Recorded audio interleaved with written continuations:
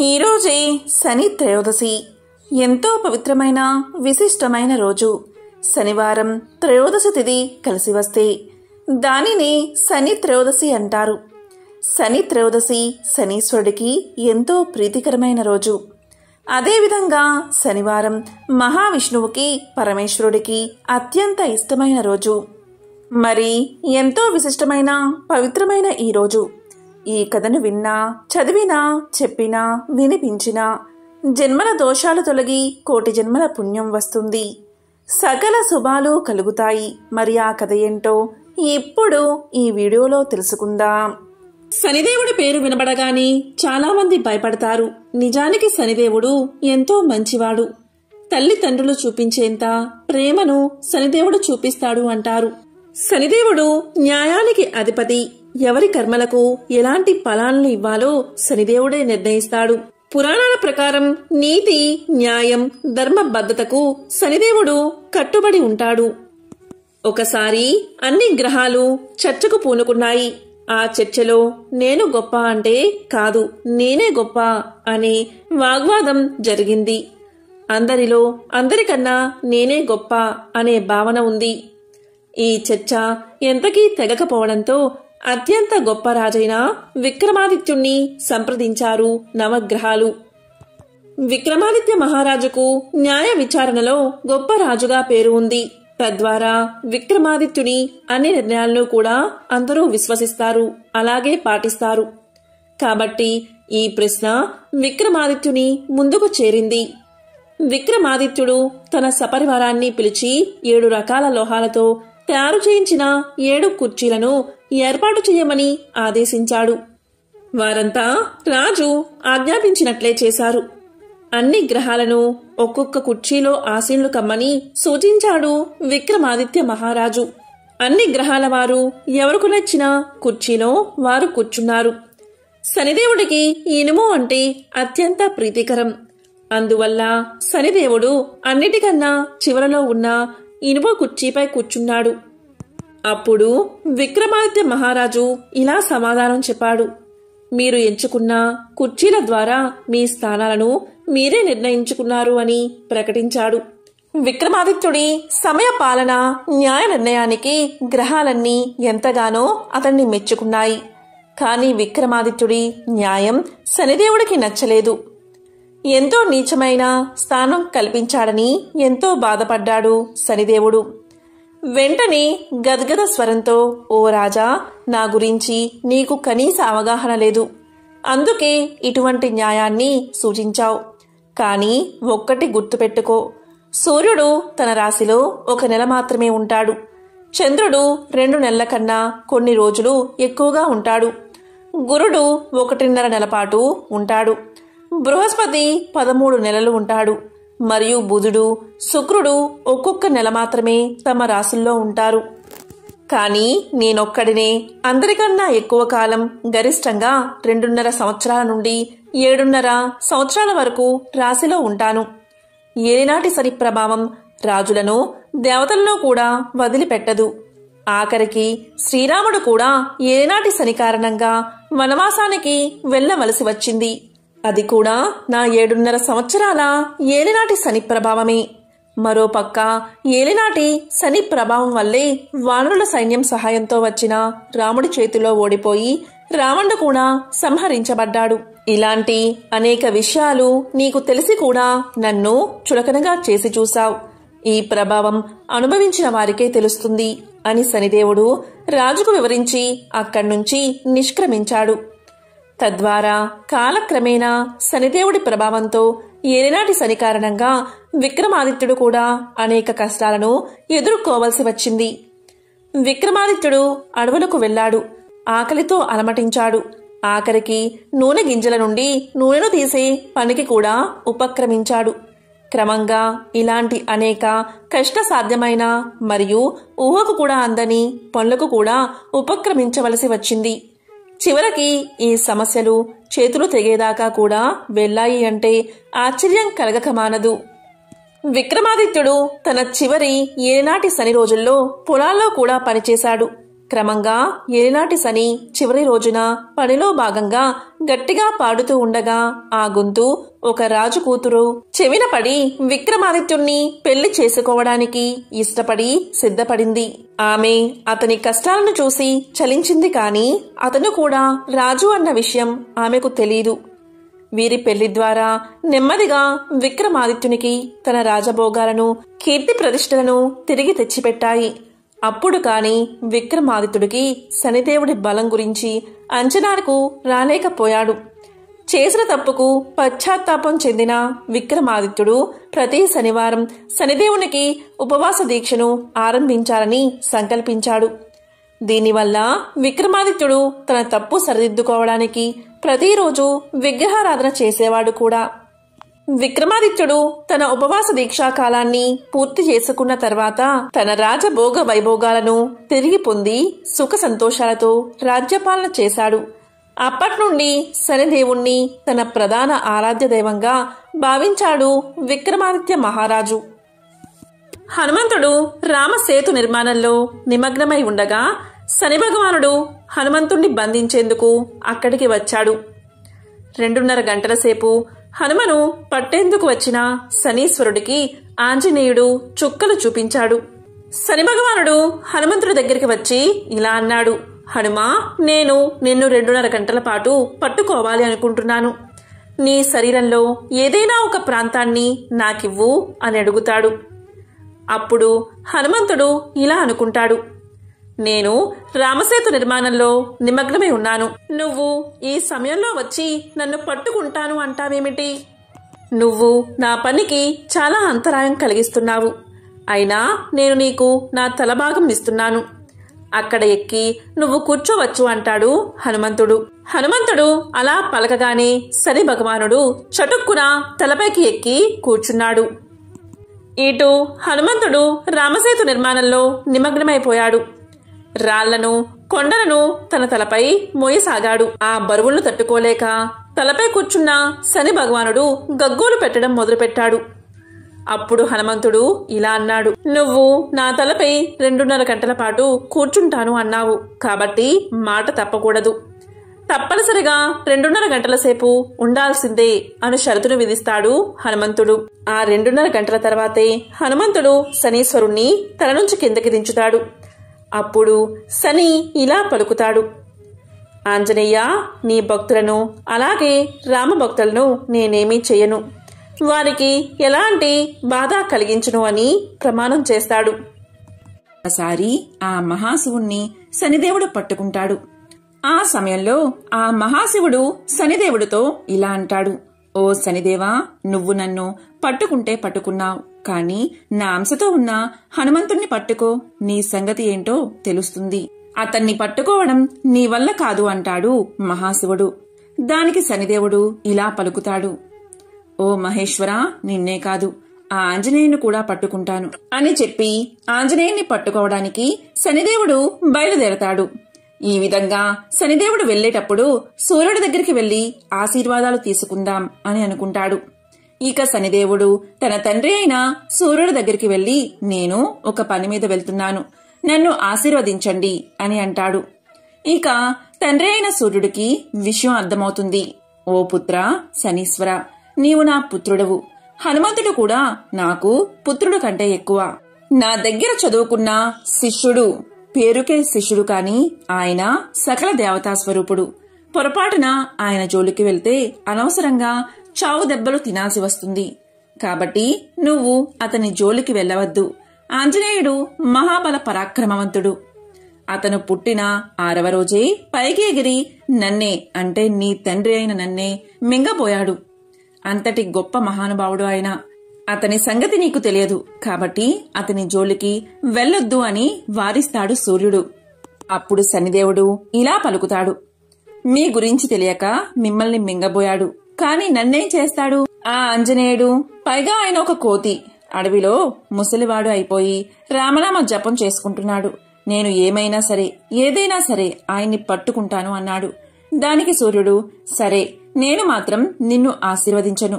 హనుమంతుడి దగ్గర కుప్పి గంతులు వేయడానికి వెళ్తున్నావు అంటున్నావు. విజయం పొందాలని ఎలా ఆశీర్వదిస్తాను? హనుమంతుడు నా శిష్యుడు అవడమే కాకుండా ఆయన మహానుభావుడు. నీవు హనుమంతుడిని పట్టుకుంటాను అంటున్నావు.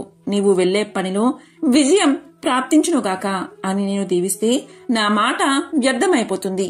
కాబట్టి దీవించకుండా ఉంటేనే నా పరువు నిలబడుతుంది. కాబట్టి నేను దీవించిన ఆ దీవెన ప్రస్తుతం ఫలించదు. నా దీవెన ఫలిస్తే హనుమంతుడికి దేవతలు ఇచ్చిన వరాలన్నీ అన్యాయమైపోతాయి.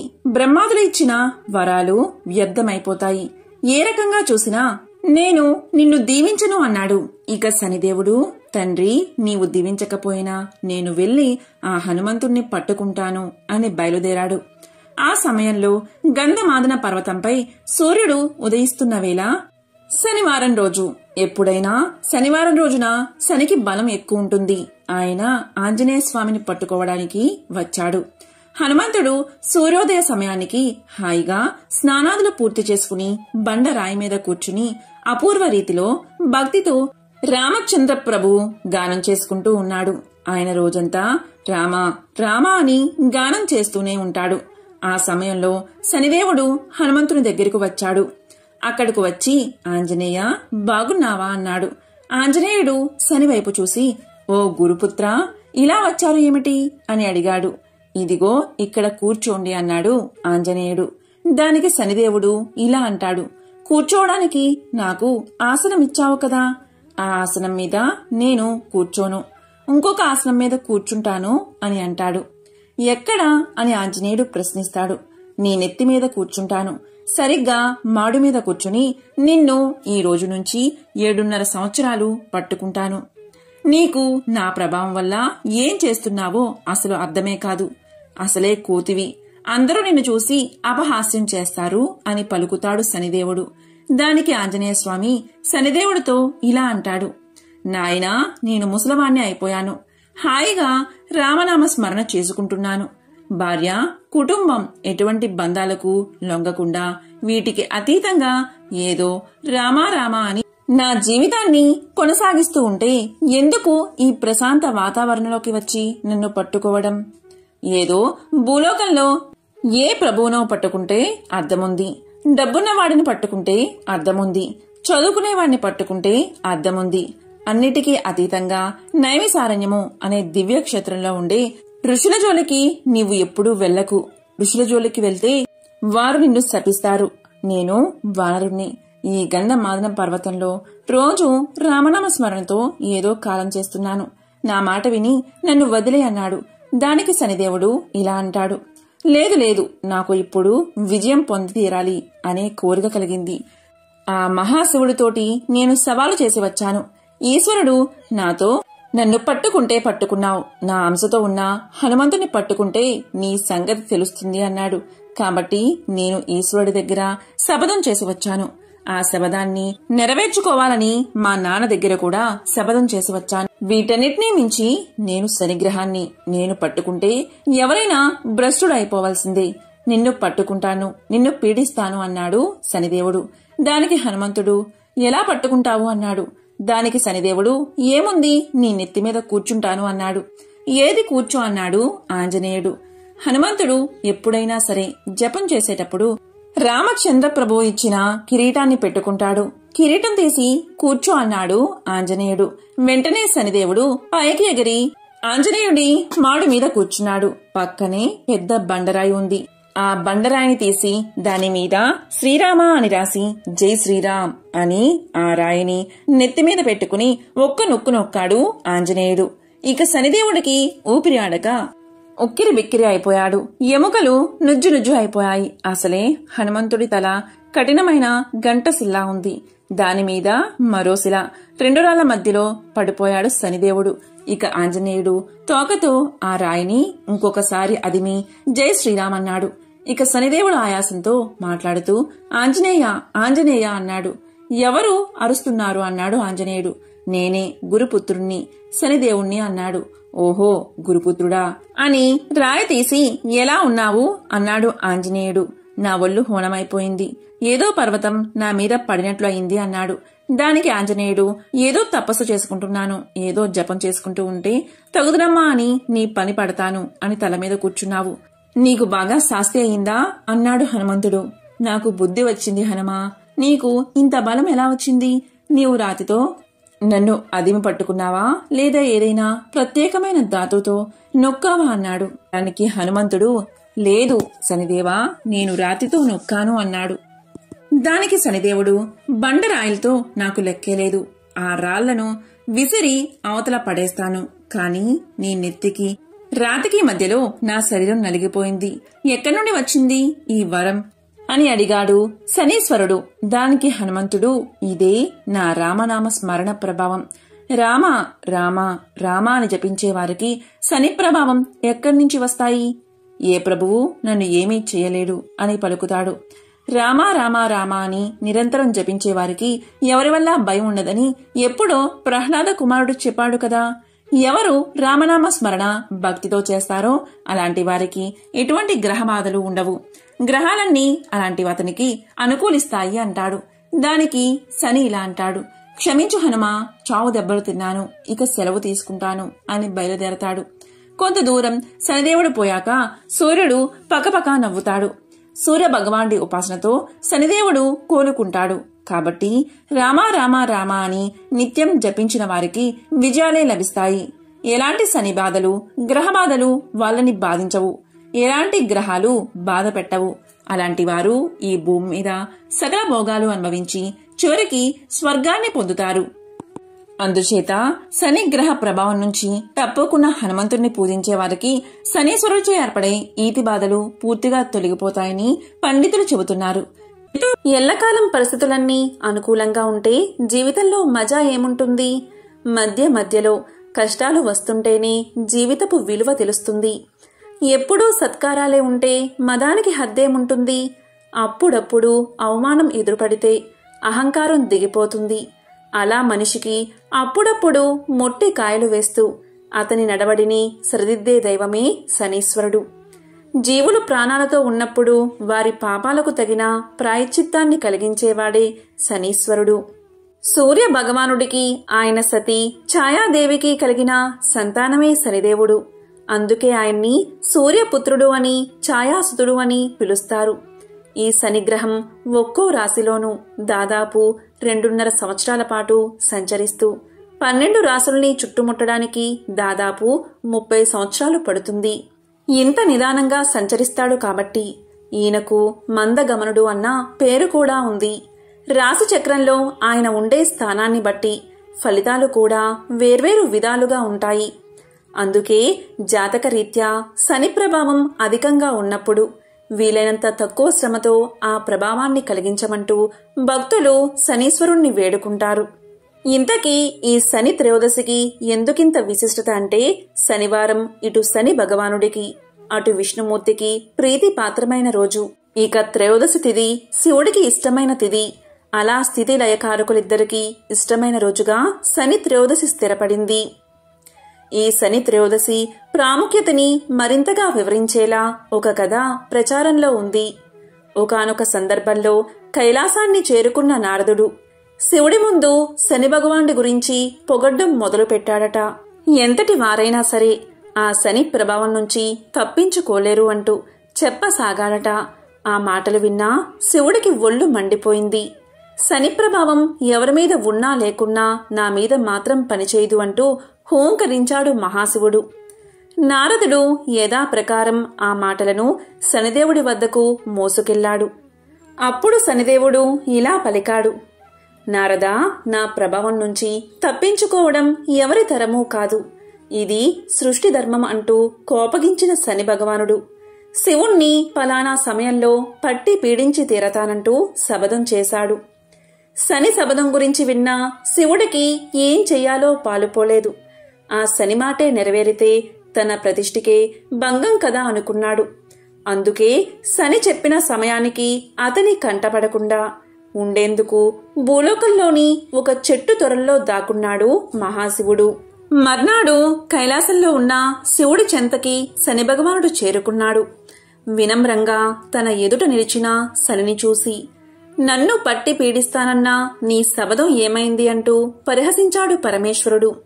దానికి శని ఇలా పలికాడు, ప్రభూ, ఈ ముల్లోకాలకు లయకారకుడువైన నువ్వు పోయి ఆ చెట్టు తొరల్లో దాక్కున్నావే, అది నా ప్రభావం కాదా? దీన్ని శనిపట్టడం అనరా అన్నాడు చిరునవ్వుతో. శనిదేవుని మాటలు శివుడికి విషయం అర్థమైంది.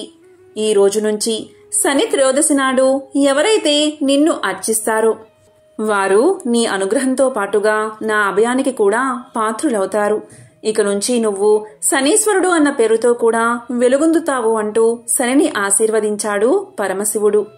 అప్పట్నుంచి త్రయోదశి నాడు వచ్చే శనివారం రోజున భక్తులు నువ్వుల నూనెతో శనీశ్వరుణ్ణి అభిషేకించి తమని చూసి చూడనట్లుగా సాగిపొమ్మని వేడుకుంటారు. ఒకరోజు బృహదస్వుడు అనే ముని పాండవుల వద్దకు వచ్చాడు. అప్పుడు పాండవుల్లో పెద్దవాడైన ధర్మరాజు ఆ మునికి అతిథి సత్కార్యాలు చేసి కౌరవుల వల్ల తాము పడుతున్న బాధలు అన్నీ వివరించి, మహాత్మా, రాజ్యాన్ని నివాసాన్ని పోగొట్టుకున్న మాలాగా అడవిలో కష్టాలు పడుతున్నవారు ఎవరైనా ఉన్నారా? ఉంటే చెప్పండి అని అడిగాడు. అందుకు బృహదస్వుడు ఇలా పలికాడు, ధర్మరాజా, నీవు కష్టాలు పడుతూ అడవుల్లో ఉన్న నీ వెంట నీ అన్నదమ్ములు, నీ భార్య, నీ హితం కోరే విప్రులు నీ వెంట ఉన్నారు. పూర్వం నలుడు అనే మహారాజు నీవలే జూదంలో సర్వం కోల్పోయి పుష్కరునికి రాజ్యాన్ని అప్పగించి భార్యా సమేతుడై ఒంటరిగా అరణ్యాలకు వెళ్లాడు అని చెప్పాడు. అది విని ధర్మరాజు, మహాత్మా, నాకు నకులుని కదా, వివరించండి అని అడిగాడు. అప్పుడు బృహదస్వుడు ఇలా చెప్పడం ఆరంభించాడు. నిషిధ దేశాన్ని వీరసేనుడి కుమారుడైన నలుడు పరిపాలిస్తున్న కాలమది. తన పరాక్రమంతో ఎన్నో దేశాలను జయించి ప్రజారంజకంగా పరిపాలిస్తున్నాడు. నలుడికి జూదం అంటే ఎక్కువ ప్రీతి. ఆ కాలంలో విదర్భ దేశాన్ని భీముడు అనే రాజు పరిపాలిస్తున్నాడు. చాలా కాలం అతనికి సంతానం లేదు. అతనికి దమనుడు అనే మునిచ్చిన వరం వల్ల దమయంతి అనే కూతురు దముడు, దమనుడు దాంతుడు అనే కుమారులు కలిగారు. దమయంతి సౌందర్య రాశి, గుణవంతురాలు. దమయంతి నలుడి గుణగణాల గురించి విన్నది. నలుడు దమయంతి గురించి, ఆమె సౌందర్యం గురించి విన్నాడు. ఇరువురి నడుమ ప్రేమ అంకురించింది. ఒకరోజు నలుడు ఉద్యానవనంలో ఉండగా హంసల గుంపు వచ్చి అక్కడ వాలింది. ఆ హంసలను చూసి ముచ్చటపడి నలుడు వాటిలో ఒకదాన్ని పట్టుకున్నాడు. మిగిలిన హంసలు తోటి హంసను విడిచి వెళ్లలేక ఆకాశంలో తిరుగుతున్నాయి. నలునితో అతని చేతిలోని హంస మానవ భాషలో ఇలా పలికింది, ఓ నలమహారాజా, నీవు దమయంతిని ప్రేమిస్తున్నావు. నేను దమయంతి వద్దకు వెళ్లి నీ గురించి, నీ అందచందాల గురించి, గుణగణాల గురించి చెప్పి నీ మీద అనురాగం కలిగేలా చేస్తాను అని పలికింది. ఆ హంస పలుకులు విని నలుడు ఆనందపడి దాన్ని విడిచిపెట్టాడు. ఇచ్చిన మాట ప్రకారం ఆ హంస విదర్భ దేశానికి ఎగిరిపోయింది. అంతఃపురం ముందు విహరిస్తున్న హంసను చూసి దమయంతి ముచ్చటపడింది. చెలికత్తెల సాయంతో దమయంతి ఆ హంసను పట్టుకుంది. ఆ హంస దమయంతితో ఇలా పలికింది, ఓ దమయంతి, నేను నీ హృదయేశ్వరుడైన నలుడి వద్ద నుండి వచ్చాను. నలుడు సౌందర్యవతుడు, సంపన్నుడు, సద్గుణవంతుడు. నీవు సౌందర్యంలో, గుణంలో అతనికి తగినదానివి. అతనికి భార్యవైతేనే నీకు రాణింపు అని పలికింది. అప్పుడు దమయంతి, ఓ హంస, నలుడు గురించి నాకు ఎలా చెప్పావో అలాగే నలుడికి కూడా నా గురించి చెప్పు అన్నది. ఆ హంస అలాగే చేసింది. ఇలా ఇరువురికి ఒకరిపై ఒకరికి అనురాగం అధికమైంది. నల దమయంతుల ప్రణయ విషయం దమయంతి చెలికత్తెల ద్వారా తెలుసుకున్న భీమ మహారాజు కుమార్తెకు స్వయంవరం ప్రకటించాడు. ఆహ్వానాన్ని అందుకున్న రాజులంతా స్వయంవరానికి విచ్చేశారు. నలుడు కూడా స్వయంవరానికి పోతున్నాడు. ఇంద్రుడికి దమయంతి స్వయంవర విశేషం తెలిసి దిక్పాలకులతో స్వయంవరానికి బయలుదేరాడు. మార్గమధ్యలో నలుణ్ణి చూసిన ఇంద్రుడు నలుడితో, నిషధరాజా, నీవు నాకు దూతగా పనిచేయాలి అన్నాడు. అప్పుడు నలుడు, అలాగే చేస్తాను. ఇంతకీ మీరెవరు? నేను నీకేమి చెయ్యాలి అని అడిగాడు. అప్పుడు ఇంద్రుడు నలునితో, నేను ఇంద్రుణ్ణి, వీరు దిక్పాలకులు. నీవు పోయి దమయంతికి మా గురించి చెప్పి ఆమె మమ్మల్ని వరించేలా చెయ్యాలి అన్నాడు. అప్పుడు నలుడు ఇంద్రునితో, అయ్యా, నీకిది ధర్మమా? నేను కూడా అదే పని మీద పోతున్నాను కదా అన్నాడు. అప్పుడు ఇంద్రుడు నలునితో, నీవు మాకు మాటిచ్చావు కనుక ఈ కార్యం చేయవలసిందే. ఇది దేవతా కార్యం. నీవు చేయగలవు. మాట తప్పడం ధర్మం కాదు. మా మహిమ చేత అంతఃపురానికి వెళ్లడానికి నీకు ఎవరూ అడ్డు చెప్పరు అన్నాడు. గత్యంతరం లేక నలుడు దమయంతి అంతఃపురంలో ప్రవేశించాడు. నలుడు దమయంతిని మొదటిసారిగా చూసి హంస చెప్పిన దానికంటే దమయంతి సౌందర్యవతి అనుకున్నాడు. దమయంతి ఆమె చెలికత్తెలు నలుణ్ణి చూసి ఆశ్చర్యపోయారు. దమయంతి నలుణ్ణి చూసి, మహాత్మా, మీరు ఎవరు? ఎక్కడి నుండి వచ్చారు? ఈ అంతఃపురంలో ఎవరికీ కనబడకుండా ఎలా ప్రవేశించారు అని అడిగింది. అప్పుడు నలుడు దమయంతితో, నా పేరు నలుడు. నేను దేవదూతగా వచ్చాను. దిక్పాలకులు వారిలో ఒకరిని వరించమని నీకు చెప్పమని నన్ను పంపారు అన్నాడు. నలుడి మాటలకు ఆమె మనసు కష్టపడింది. అయ్యా, నేను మానవకాంతను. నమస్కారం చేయవలసిన దేవతలను వరించడం ధర్మమా? నాడు హంస చెప్పింది మొదలు నిన్నే నా భర్తగా తలుచుకుంటున్నాను. నా తండ్రి భీమరాజు మిమ్మల్ని ఇక్కడికి రప్పించడానికే స్వయంవరం ప్రకటించాడు. మీరే నా భర్త కనుక నన్ను స్వీకరించండి, లేకుంటే నా ప్రాణాలను తీసేసుకుంటాను. అంతేకాని ఇతరులను వరించను అని దమయంతి ప్రార్థించింది.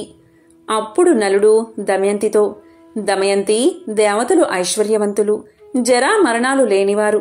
వారిని కాదని జరామరణాలకు ఆలవాలమైన నన్ను కోరడం న్యాయమా అని పలికాడు.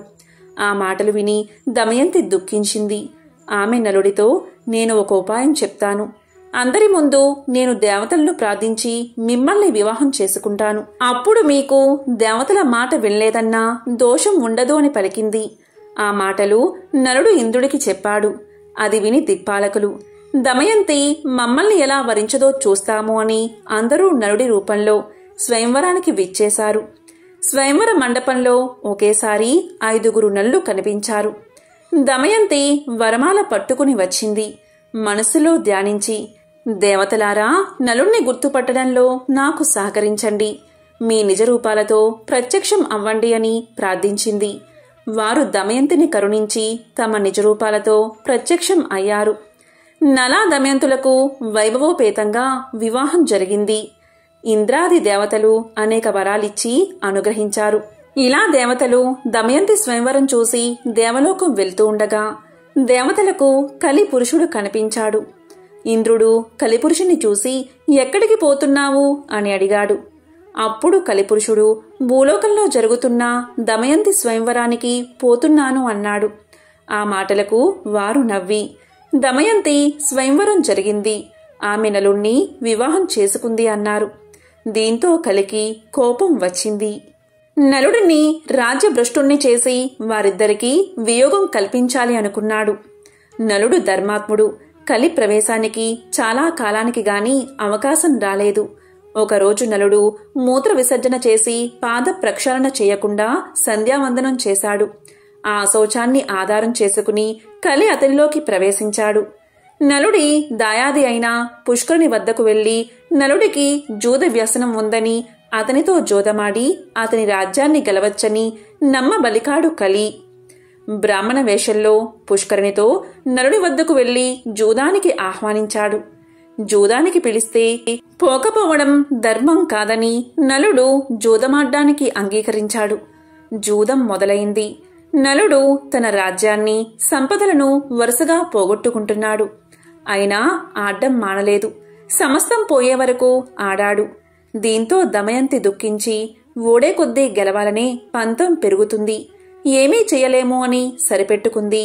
నలుడు ఓడిపోవడం తథ్యమని గ్రహించిన దమయంతి తన కుమార్తె ఇంద్రను, కుమారుడు ఇంద్రసేనను, సారథిని తోడిచ్చి విదర్భలో ఉన్న తండ్రి వద్దకు పంపించేసింది. నలుడు తన రాజ్యాన్ని కోల్పోయి నగరం వెలుపులా 3 రోజులు ఉన్నాడు. జూదంలో సర్వం పోగొట్టుకున్న నలుణ్ణి చూడడానికి ఎవరూ రాలేదు. ఆకలికి తట్టుకోలేకపోయాడు. ఆకాశంలో ఎగురుతున్న పక్షులను పట్టడానికి తన పైవస్త్రాన్ని వాటి మీద విసిరాడు. ఆ పక్షులు ఆ వస్త్రంతో సహా ఎగిరిపోయాయి. దీంతో నలుడు సిగ్గుపడి తన భార్య కొంగును పైవస్త్రంగా కప్పుకున్నాడు. ఆ దుస్థితికి తట్టుకోలేని నలుడు, దమయంతి, ఇక్కడ 4 మార్గాలు ఉన్నాయి. ఇది నీ పుట్టిల్లు, విదర్భ దేశానికి పోయేదారి. ఇది దక్షిణ దేశానికి పోయే మార్గం. ఇది కోసల దేశానికి పోయే మార్గం, ఇది ఉజ్జయిని దేశానికి పోయే మార్గం. వీటిలో మనకు అనుకూలమైన మార్గమేదో చెప్పు అన్నాడు.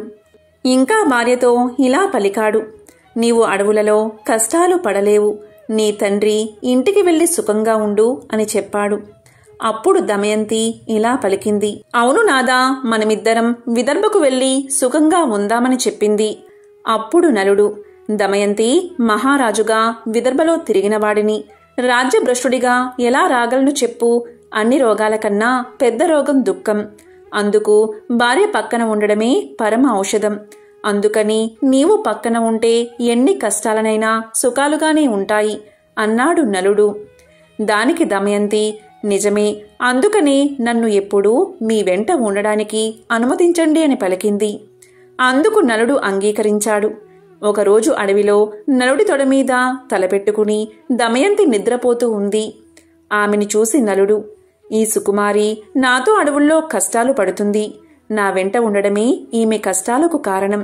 నేనే లేకపోతే ఈమె పుట్టింటికి వెళ్లి సుఖపడుతుంది అని మనసులో అనుకుని తాను ధరించిన చీర భాగాన్ని చింపి పైన వేసుకుని ఆమెను వదల్లేక విడిచి వెళ్లాడు. నిద్ర లేచిన దమయంతి భర్త లేకపోవడం చూసి ఎంతో దుఃఖించింది. భర్తను తలుచుకుంటూ అడవిలో తిరుగుతున్న దమయంతిని ఒక కొండ చిలువ పట్టుకుంది. భయంతో దమయంతి కేకలు వేసింది. ఆ కేకలు విని ఒక కిరాతకుడు తన కత్తితో ఆ కొండ చిలువను చంపి దమయంతిని రక్షించాడు. ఆ కిరాతకుడు దమయంతి గురించి తెలుసుకున్నాడు. ఆమె నిస్సహాయతను తెలుసుకుని ఆమెను తాకబోవగా దమయంతి అతన్ని భస్మం చేసేసింది. భర్తను తలుచుకుంటూ అడవిలో దారి తిన్ను లేకుండా ప్రయాణిస్తూ ఉండగా ఆమెకు ఒక మునిపల్లె కనబడింది. అక్కడ ఆమె ముని శ్రేష్ఠుల్ని చూసింది. మునులు దమయంతిని చూసి, అమ్మా, నీవెవరు, ఒంటరిగా ఎందుకు తిరుగుతున్నావు అని అడిగారు. సమాధానంగా దమయంతి, ముని పుంగువులారా, నేను నలచక్రవర్తి భార్యను. నా పేరు దమయంతి. విధివశంతో నా భర్త నన్ను విడిచి వెళ్లాడు. నాకు వారి జాడ చెప్పగలరా? నేను భర్త లేనిదే జీవించలేను అని అంది. దానికి మునులు, అమ్మా, నీకు త్వరలోనే భర్త సమాగమం జరుగుతుంది, చింతపడుకు అని చెప్పి వెళ్లారు. దమయంతి పిచ్చిదానిలా భర్తను వెతుక్కుంటూ ఆ అడవిలో తిరుగుతూ ఉంది. ఇంతలో అటుగా పోతున్న బాటసారులు ఆమెను చూశారు. కొందరు ఆమెను పిచ్చిది అని ఎగతాళి చేశారు, కొందరు ఆమెకు మొక్కారు. వారిలో ఉన్న వ్యాపారి ఆమె గురించి తెలుసుకుని, అమ్మా, నేను నలుణ్ణి చూడలేదు, కాని మేము చేదీ దేశానికి పోతున్నాము అని పలకగానే దమయంతి వారితో, నేను కూడా మీ వెంట వస్తాను అంది. ఆ వ్యాపారి ఆమెను తన వెంట తీసుకువెళ్లాడు. వారు అడవి మార్గంలో రాత్రివేళ నిద్రిస్తున్న సమయంలో ఒక ఏనుగుల గుంపు వారిలో చాలామందిని తొక్కేసింది. వారిలో చాలామంది మరణించడం చూసి దమయంతి తన దురదృష్టానికి దుఃఖించింది. తనను చంపలేదని రోదిస్తున్న ఆమెను కొందరు బ్రాహ్మణులు ఓదార్చి ఆమెను తమ వెంట సుబాహు నగరానికి తీసుకెళ్లారు. చేదీదేశ రాజధాని సుబాహపురం చేరింది దమయంతి. ఉళ్లంతా దుమ్ముతో వీధిలో వెళ్తున్న దమయంతిని రాజమాత చూసి దాసీలను పంపి దమయంతిని అంతఃపురానికి పిలిపించింది. రాజమాత దమయంతితో, అమ్మా, నిన్ను చూస్తుంటే రాచకల ఉట్టిపడుతుంది, నీవు ఎవరు అని అడిగింది. దానికి దమయంతి, అమ్మా, నా భర్త జోదంలో రాజ్యాన్ని పోగొట్టుకున్నాడు, నన్ను అడవిలో ఒంటరిగా విడిచి వెళ్లాడు, అతన్ని వెతుకుతూ తిరుగుతున్నాను అని చెప్పింది. దానికి రాజమాత, అమ్మా, ఇక నుండి నువ్వు నా దగ్గర సైరంధ్రిగా ఉండు, నీకు ఏ లోటు రాకుండా నేను చూస్తాను, నీ భర్తను వెతికి తెస్తాను అని చెప్పింది.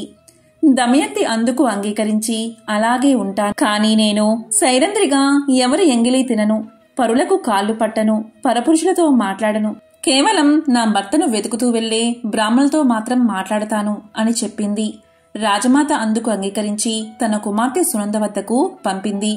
దమయంతి అక్కడే ఉండిపోయింది. దమయంతిని వదిలి వెళ్లిన నలుడు అడవిలో ప్రయాణిస్తూ ఉండగా అడవి అంతటా దావానలం వ్యాపించింది. ఆ మంటల మధ్య నుంచి రక్షించండి, రక్షించండి అన్న ఆర్తనాదం వినిపించింది. ఆ ఆర్తనాదం విని నలుడు అగ్ని కీలల నడుమ ఉన్న నాగకుమారుణ్ణి రక్షించాడు. ఆ పాము నలుణ్ణి కాటేసింది. పాము కాటుకు నలుడు వికృత రూపుడయ్యాడు. అప్పుడు ఆ పాము తన నిజరూపంతో ప్రత్యక్షమై నలుడితో, నల మహారాజా, నా పేరు కర్కోటకుడు. నేను నిన్ను కాటేశానని భయపడకు. ఇక నిన్ను ఎవరూ గుర్తించరు. పాముకాటు నిన్నేమీ చెయ్యదు. నీ రాజ్యం నీకు ప్రాప్తిస్తుంది. నీ భార్య నీకు దక్కుతుంది. నీకు ఎప్పుడు నిజరూపం కావాలన్నా నన్ను తలుచుకుంటే నీ వద్దకు ఒక వస్త్రం ఎగురుతూ వస్తుంది. దాన్ని కప్పుకుంటే నీ పూర్వాకృతి వస్తుంది. నీకు మరొక విషయం చెప్తాను. ఇక్కడికి దగ్గరలో ఇక్ష్వాకు వంశస్థుడైన ఋతుపర్ణుని రాజ్యముంది. నీవు అక్కడికి వెళ్ళు. బాహుకుడు అనే పేరుతో అతని వద్ద రథసారథిగా చేరు. నీవు అతడికి అశ్వహృదయం అనే విద్యను ఇచ్చి అతని నుండి అక్షహృదయం అనే విద్యను గ్రహించు అని చెప్పి కర్కోటకుడు వెళ్లిపోయాడు. నలుడు ఋతుపర్ణుని వద్ద సారథిగా చేరాడు. అలాగే వంటశాలలో చేరి రుచికరమైన వంటలు వండిపెట్టసాగాడు. నలుడికి జీవలుడు సహాయకుడిగా ఉన్నాడు. ఎక్కడ ఉన్నా నలుడు ఎప్పుడూ దమయంతిని తలచి దుఃఖిస్తూనే ఉండేవాడు. ఒకరోజు నలుడు దమయంతిని తలుచుకుని దుఃఖిస్తూ ఉండగా జీవలుడు విని ఈ వికృత రూపి ప్రియురాలు ఎంత వికృత రూపంతో ఉంటుందో అనుకుంటూ నలుడి దగ్గరకు వచ్చి విషయం ఏమిటని అడిగాడు. అందుకు నలుడు జీవలునితో, అయ్యా, నాకు ఒక ప్రేయసి కూడానా?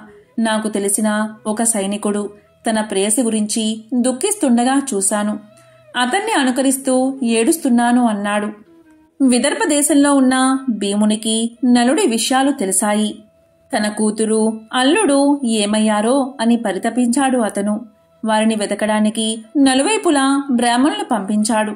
ఎన్నో బహుమానాలు ప్రకటించాడు. చేదీ దేశం చేరిన బ్రాహ్మణుడు దమయంతి నుదుటిన ఉన్న పుట్టు మచ్చను చూసి ఆమెను గుర్తించారు. అతడు దమయంతితో, అమ్మా, నేను నీ తండ్రి వద్ద నుండి వస్తున్నాను. అక్కడి వారంతా క్షేమం. నేను నీ సోదరుడి మిత్రుడను అనగాని దమయంతి వారిని తలుచుకుని పెద్దగా రోదించింది.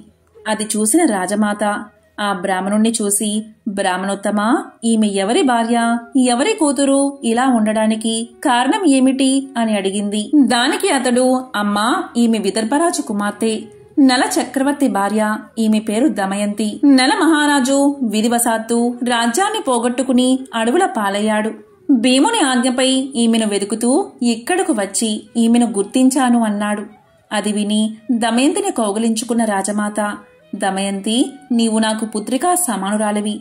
నేను నీ తల్లి దశార్ణరాజు కుమార్తెలము.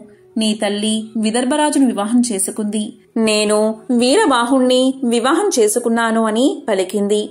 అందరూ ఎంతో సంతోషించారు. దమయంతి బ్రాహ్మణుడితో పుట్టింటికి ప్రయాణమయ్యింది.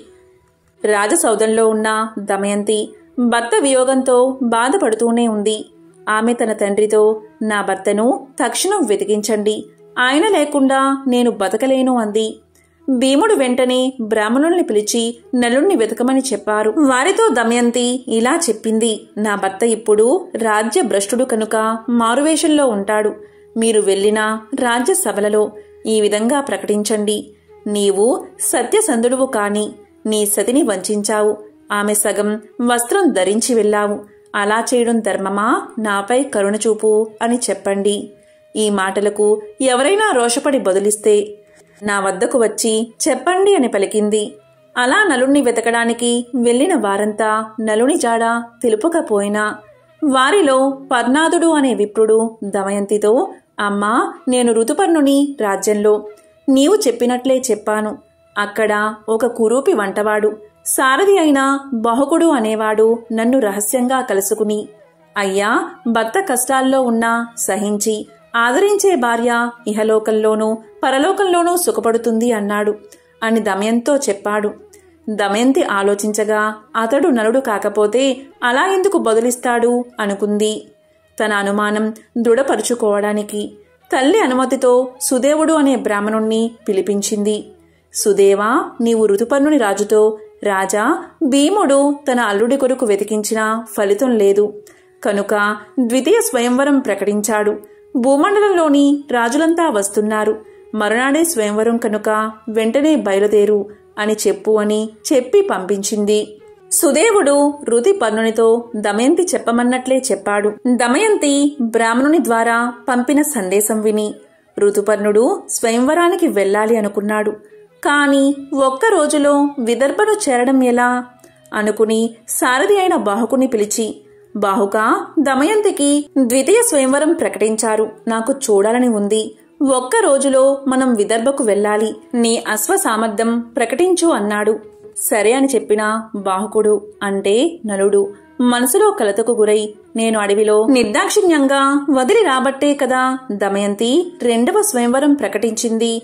అవివేకులైన పురుషులు తాము ఏమి చేసినా భార్య ప్రేమిస్తుందని అనుకుంటారు. కాని అది నిజం కాదు. నా మీద కలిగిన కోపంతో దమయంతి ఇలా చేసిందని దుఃఖించాడు. అయినా దమయంతి పతివ్రత, ఇద్దరు పిల్లల తల్లి. ఈ విధంగా రెండవ పెళ్లి చేసుకుంటుందా ఏమో, ఆ వింత చూస్తాను అని మనసులో అనుకున్నాడు. వెంటనే రథానికి గుర్రాలను కట్టి విదర్భకు ఋతుపర్ణుని తీసుకుని ప్రయాణమయ్యాడు. ఋతుపర్ణుడికి రథం పోయే వేగం చూస్తుంటే అది సూర్యుడి రథంలా, బాహుకుడు అనురుడిలా అనిపించింది. పక్కనే ఉన్న వార్షేయుడికి అదే సందేహం కలిగింది. భూలోకంలో ఉన్న నలుడికి మాత్రమే ఇలాంటి నైపుణ్యం ఉంది. కాని ఈ కురూపి నలుడు ఎలా అవుతాడు అని మనసులో అనుకున్నాడు. ఇంతలో ఋతుపర్ణుని ఉత్తరీయం జారి కింద పడింది. బాహుకా, రథం ఆపు, వార్ణేయుడు దిగి ఉత్తరీయం తీసుకువస్తాడు అన్నాడు. దానికి బాహుకుడు, మహారాజా, మనం ఆమడ దూరం వచ్చేశాం. అంత దూరం నడుచుకుంటూ ఎలా తీసుకురాగలం అన్నాడు. అతని రథసారథ్యానికి ఋతుపర్ణుడు ఆశ్చర్యపోయాడు. తన పరిజ్ఞానాన్ని బాహుకుడికి చూపించాలన్న ఆసక్తి కలిగింది. అంతలో రథం ఒక పెద్ద వృక్షాన్ని దాటింది. ఋతుపర్ణుడు బాహుకునితో, బాహుకా, ఆ వృక్షంలో ఎన్ని కాయలు, ఎన్ని పువ్వులు, ఎన్ని ఆకులు ఉన్నాయో నేను చెప్పగలను అన్నాడు. దానికి బాహుకుడు, చెప్పండి మహారాజా అన్నాడు. ఋతుపర్ణుడు చెప్పాడు. లెక్కించి చూస్తే కాని నమ్మను అని రథమాపి ఆ చెట్టును పడగొత్తించి లెక్కించాడు. ఋతుపర్ణుడు చెప్పిన లెక్కకు ఖచ్చితంగా సరిపోయింది. దానికి బాహుకుడు ఆశ్చర్యపడి ఆ విద్యను తనకు ఉపదేశించమని అడిగాడు. ఋతుపర్ణుడు, బాహుకా, ఇది అక్ష విద్య అని సంఖ్యాశాస్త్రమన్నాడు. దానికి బాహుకుడు, మహారాజా, నేను మీకు అశ్వహృదయం నేర్పిస్తాను. మీరు నాకు అక్ష విద్య నేర్పించాలి అన్నాడు. ఇలా అక్షహృదయ విద్య మహిమ వల్ల నలుల్లో నుండి కలి వెలుపలికి వచ్చాడు. తన్ను క్షమించమని నలుణ్ణి వేడుకున్నాడు. నలుడు ఆగ్రహించి శపించబోయాడు. అప్పుడు కలి నలుడితో, నలమహారాజా, నిన్ను ఆవహించి నీలో ఉన్న సమయంలో నిన్ను కర్కోటకుడు కాటువేయడం వల్ల అనుక్షణం కాలిపోయాను. ఇంతకంటే శాపం ఏముంటుంది? నన్ను క్షమించి విడిచిపెట్టు అని వేడుకున్నాడు. ఇలా జరగగానే నలుడి రథం విపరీతమైన వేగంతో విదర్భలోకి ప్రవేశించింది. ఆ ఘోష విని దమయంతి నలుడి రథాన్ని గుర్తుపట్టింది. ఋతుపర్ణరాజుకు విదర్భలో స్వయంవరం జరుగుతున్నా సందడి కనిపించలేదు. బాహుకుడు అంటే నలుడు రథాన్ని అశ్వసాల్లో నిలిపి సేదతీరాడు. అప్పుడు దమయంతి తన దాసీతో, వచ్చింది ఋతుపర్ణ మహారాజు, అతని సారథి వార్షేయుడు. వారు నాకు తెలుసు. కాని వారి వెంట ఉన్న కురూపి ఎవరు అని అడిగింది. వివరాలు కనుక్కుని రమ్మంది. దాసి వివరాలు కనుక్కుని రాగానే దమయంతి అతను నలుడు అని నిశ్చయించుకుని తన తండ్రి అయిన భీమరాజు దగ్గరకు వెళ్లి నలుడు బాహుకుడు అని చెప్పింది. అలా చెప్పి నలుడి పాదాలపై పడి నమస్కారం చేసుకుంది. వెంటనే ఆకాశం నుండి వాయుదేవుడు, నలచక్రవర్తి, ఈమె పవిత్రురాలు, పతివ్రత, నేను సూర్యుడు చంద్రుడు ఈమె సౌశీల్యం కాపాడుతున్నాము అని పలికాడు. వెంటనే నలుడు కర్కోటకుడిని స్మరించాడు. వెంటనే ఒక వస్త్రం వచ్చింది. అది ధరించగానే నలుడికి ఇంద్రతేజస్సుతో సమానమైన మనోహరమైన పూర్వరూపం వచ్చింది. దమయంతిని పరిగ్రహించాడు. ఈ విధంగా నలా దమయంతులు కలిశారు. ఈ నలుడి కథ శ్రద్ధతో వినేవారు, సమావేశాల్లో చదివి వినిపించేవారు కలివల్ల సంభవించే దోషాల నుండి విముక్తిని పొందుతారు. సర్వ పుణ్యకార్యాలు చేసినప్పుడు లభించే పుణ్య ఫలితాలు నలోపాఖ్యానం విన్నవారికి, వినిపించిన వారికి కూడా లభిస్తాయి. అటువంటి వారికి బహుపుత్ర లాభం, పౌత్ర వృద్ధి, ఆయురారోగ్య, ధన సంపత్తులు కలుగుతాయి. విష ప్రయోగం నుంచి బాధలు, చెడు విషయాల్లోని లంపడత్వం వారిని అంటవు. వారు ధర్మాత్ములు కాగలరు. కర్కోటకస్య నాగస్య దమయంత్య నలస్య చ ఋతుపర్ణచ్చ రాజర్షి కీర్తనం కలినాశనం. ఎంతో పవిత్రమైన విశేషమైన ఈ శని త్రయోదశి రోజు ఈ కథను విన్నా, చదివినా, చెప్పినా, వినిపించినా సకల శుభాలు కలుగుతాయి. దోషాలన్నీ తొలగిపోతాయి. ఓం నమః శివాయ. ఓం నమో నారాయణాయ. ఓం శనేశ్వరాయ నమః.